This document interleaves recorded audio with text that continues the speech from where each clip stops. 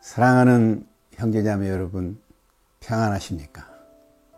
이제 일주일 후면 크리스마스가 돌아옵니다. 이 귀중한 때에 우리가 예수님의 탄생을 묵상해 보는 것은 우리에게 큰 유익이 되리라고 생각합니다. 그래서 오늘 저는 누가복음 2장 1절에서부터 14절 말씀을 통해서 평화의 왕으로 오신 예수님에 대해서 묵상하고자 합니다. 예수님 언제나 우리에게 큰 힘이 되고 위로가 되고 소망이 됩니다. 이 말씀을 통해서 여러분들에게도 큰 위로와 소망이 되기를 바랍니다. 14절 말씀을 읽으면요, 지극히 높은 곳에서는 하나님께 영광이요 땅에서는 하나님이 기뻐하신 사람들 중에 평화로다 하니라. 죄로 물들어진 세상은 항상 갈등과 대립이 있고 평안이 없습니다.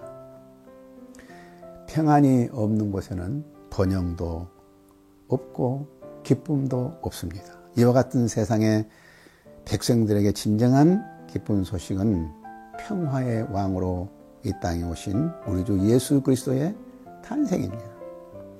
이 평화의 왕으로 탄생하신 예수님을 묵상함으로 즐거운 성탄이 되기를 간절히 바랍니다. 평화의 왕으로 오신 예수님은 첫째로 절대 권력을 가지신 하나님의 아들이 말구유에 탄생하셨다는 사실입니다. 2장 7절 말씀 보면 첫 아들을 낳아 강보로 싸서 구유에 누였으니 이는 여관에 있을 곳이 없음이로라. 이 장면을 참 마음에 한번 그려보시기 바랍니다. 높고 높으신 하나님의 아들 하늘의 황태자께서 성령으로 잉태되어 마리아에게 잉태되어 인간의 몸을 입고 탄생하신 장면입니다. 그는 여행 중에 탄생하였습니다. 그를 임신한 마리아는 서슬이 18원 로마 통치자의 명령에 따라 해산의 몸으로 잉태한 몸으로 먼 길을 걸어가야만 했습니다. 절대 권력을 가진 왕 중의 왕이 그 인간의 권력 앞에 저항 없이 순종하는 모습을 상상해 보십시오. 그는 그 흔한 싸구려 여관방에서조차 태어날 수 없었습니다. 마구간에서 태어나 말밥통이 유일한 그의 침대였습니다. 창조주가 되시고 온 우주의 만물의 주가 되신 분이 인간의 명령에 순종하고 그와 같은 초라한 곳에 탄생하셨다는 것은 무엇을 의미하는 것입니까? 우리는 여기에서 기독교의 평화의 위대한 진리를 배웁니다. 진정한 평화는 강자가 낮아져서 약자를 섬김에서 옵니다. 강자가 약자를 지배하고 억압하는 곳에는 진정한 평화가 없습니다. 겉으로 모든 것이 잘 되어가는 것 같지만 내부적으로는 공포와 증오와 복수심의 칼날을 세우고 있습니다. 언제 터질지 모르는 불안의 요소가 도처에 도사리고 있습니다. 무소불위의 검찰의 권력 앞에 공포를 느끼는 많은 사람이 스스로 목숨을 잃는 일이 흔히 일어나고 있는 사실은 우리의 마음을 너무너무 어둡게 만들고 있습니다.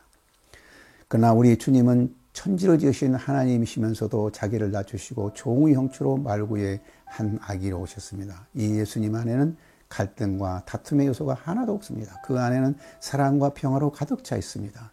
우리 주님은 스스로 가난해지심으로 우리에게 큰 평화를 주셨습니다. 우리가 그리스도의 마음을 품고 자기를 비우고 스스로 가난해질 때 많은 사람에게 평화를 누리게 할 수 있습니다. 평화의 기도를 지은 유명한 그 성 프란시스는 스스로 가난해짐으로 말미암아 많은 사람에게 평화를 가져다 주었습니다. 성 프란시스에 대한 유명한 일화 한 토막을 소개하겠습니다. 키토 감독이 주관하는 재판정에서 아버지가 아들이 말을 듣지 않으면 유산과 상속분을 박탈하겠다고 말하자 프란시스는 다음과 같이 엄숙하게 선언했다. 나는 아버지에게서 물려받은 것들을 모두 돌려드리겠습니다. 그리고 그 자리에서 온갖 옷을 벗기 시작했다. 몸에 남은 것은 팬티 하나밖에 없었다. 군중들은 숨을 죽이고 그를 주시했는데 프란시스는 눈 깜짝할 사이에 팬티까지 홀랑 벗어버린 것이다. 그는 이렇게 고백했다. 나의 참된 아버지는 하늘에 계신 하나님밖에 없습니다. 장례에서는 여기저기서 흐느끼는 소리가 들렸다. 나는 아버지에게 불복종하는 것이 아니라 하늘 아버지에게 복종하는 것뿐입니다. 나는 지금까지 페트로 베르나드를 나의 아버지라고 불렀으나 이제부터는 하늘에 계신 하나님을 나의 아버지라고 부릅니다. 흐느끼는 사람들 중에 두 볼에 뜨거운 눈물을 쏟던 아리따운 12세 된 소녀가 있었습니다.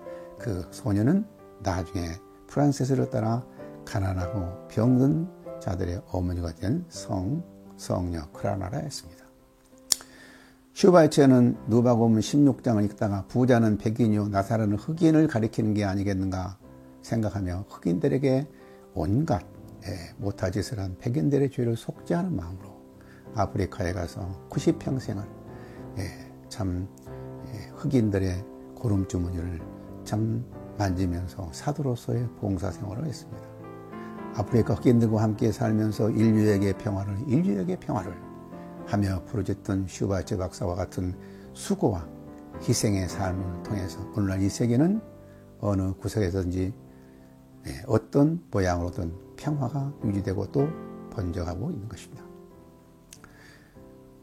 말구에 오신 예수님은 자신이 평화 자체가 되실 뿐만 아니라 그를 따르는 모든 사람들이 평화를 만드는 사람들이 되게 하십니다. 둘째로 죄로부터 우리를 구원하시기 위한 구원자로 오심으로 예수님은 우리에게 평화를 주셨습니다. 2장 11절 보면 오늘 다윗의 동네에 너희를 위하여 구주가 나셨으니 곧 그리스도 주시니라. 예수님은 구주 곧 구원자로 오셨습니다.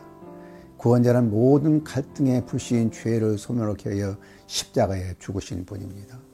죄란 단절입니다. 하나님과의 단절, 인간과의 단절, 거기에는 평화가 없습니다. 그래서 서로 상처를 주고 상처를 받습니다. 심지어 가정에서도 부모와 자녀 사이에, 남편과 아내 사이에 큰 갈등과 아픔이 있습니다. 우리가 몸담고 있는 모든 공동체는 이런 종류의 갈등과 대립 때문에 많은 고통을 당하고 있습니다. 갈등이 있고 다툼이 있는 곳에 번영이 있을 수가 없습니다. 또한 갈등이 있는 곳에는 기쁨도 사라집니다. 이와 같은 세상에 그리스도가 오셨다는 것은 무엇을 의미하는 것입니까? 십자가에 죽으시기 위해서 오신 것입니다. 예수님 십자가에 죽으심으로 죄 때문에 생긴 하나님과 원수된 두꺼운 장벽을 헐어버리신 것입니다. 예수님께서 운명하실 때 성전 회장이 위에서부터 아래로 찢어졌습니다. 이것은 분리의 장벽이 무너진 것을 의미합니다. 그리스도는 우리의 화평이시오. 또한 화평케 하셨습니다. 이와 같이 죄인들이 1차적으로 하나님과 화평이 이루어지면 결과적으로 모든 사람과 화평하게 될 수 있는 것입니다. 예수님 없이는 인간의 화해가 이루어질 수가 없습니다. 진정한 화평은 그리스도의 십자가를 통해서 옵니다. 이것이 구원입니다. 바울은 에베소서 2장 14절에서 18절에서 그리스도를 통한 화평을 너무나 아름답게 묘사해 주고 있습니다. 그는 우리의 화평의 신이라 돌로 하나를 만드사 원수된 곳 그 중간에 막힌 담을 자기 육체로 하시고 법조문으로 된 계명의 율법을 폐하셨으니 이는 이 돌로 자기 안에서 한 세 사람을 지어 화평하게 하시고 또 십자가로 이 돌을 한 몸으로 하나님과 화목하게 하려 하심이라 원수된 것을 십자가로 소멸하시고 또 오셔서 먼 데 있는 너희에게 평안을 전하시고 가까운 데 있는 자들에게 평안을 전하셨으니 이는 그로 말미암아 우리 둘이 한 성령 안에서 아버지께 나아감을 얻게 하려 하심이라. 이제 공의 예수 그리스도를 통해서 유대인과 이방인 이 성령 안에서 하나님께 나아가는 길이 열리게 된 것입니다. 오늘날에도 모든 사람이 다 함께 예수 그리스도를 통해서 죄상을 받고 함께 하나님께 나아갈 수 있는 것입니다. 그래서 지역 간의 갈등, 계층 간의 갈등, 민족 간의 갈등, 이념 간의 갈등 등 모든 갈등이 해소되고 참 평화를 가져올 수 있는 길은 오직 우리의 화평의 신 예수 안에서만 가능합니다. 이 예수의 탄생을 축하한 날이 오늘 크리스마스입니다.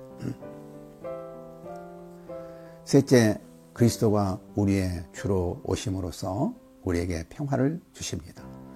2장 11절 다시 읽어보면 오늘 다윗의 동네에 너희를 위하여 구주가 났으니 곧 그리스도 주시니라. 여기 주라는 말은 여호와라는 말입니다. 여호와는 우리의 절대적인 왕이십니다.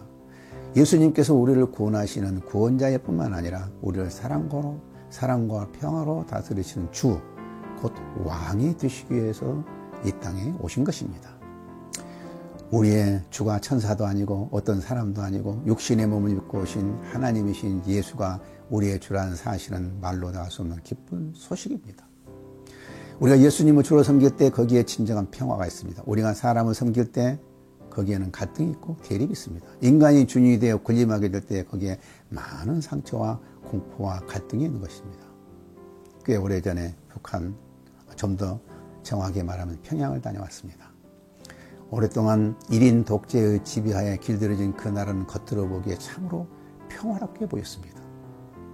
아무도 플랜카드를 내걸고 데모하는 사람도 없었고 저항 세력은 눈을 씻고 찾아봐도 찾을 수가 없었습니다.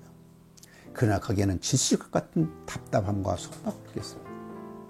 평양 순안공항에서 자난과 같은 비행기를 타고 중국 심양 공항에 내렸을 때 일행 중 한 분이 안도에서 한번 쉬면서 이렇게 말했습니다. 너희가 자유가 무엇인지 아느냐? 요즘도 군사 독재 시대를 흠모하는 사람들이 주위에 더러 있는 것을 봅니다. 그 이유는 독재자가 가져오는 유익도 있기 때문입니다. 절대 주권을 가진 독재자가 무슨 일인지 하면 시원스럽게 합니다. 그래서 때로는 경제를 발전시키기도 하고 폭력배들을 시원스럽게 제거하기도 합니다.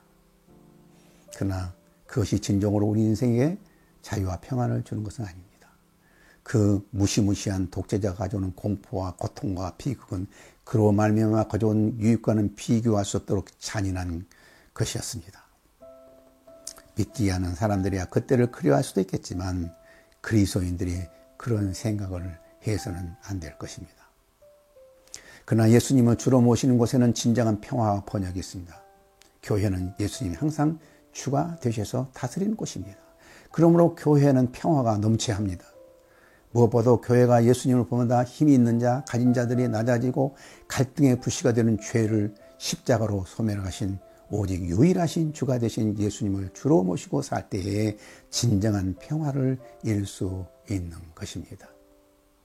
교회가 이 평화의 모범을 세상에 보여줘야 할 것입니다. 그래야 교회가 세상에서 소망을 줄 수 있습니다.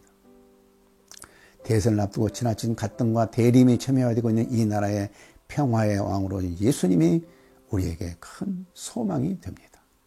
예수님께서 평화의 왕이 되시기 위하여 모든 것을 소유하신 절대 권력자가 한없이 가난한 자로 말구에 오셨습니다.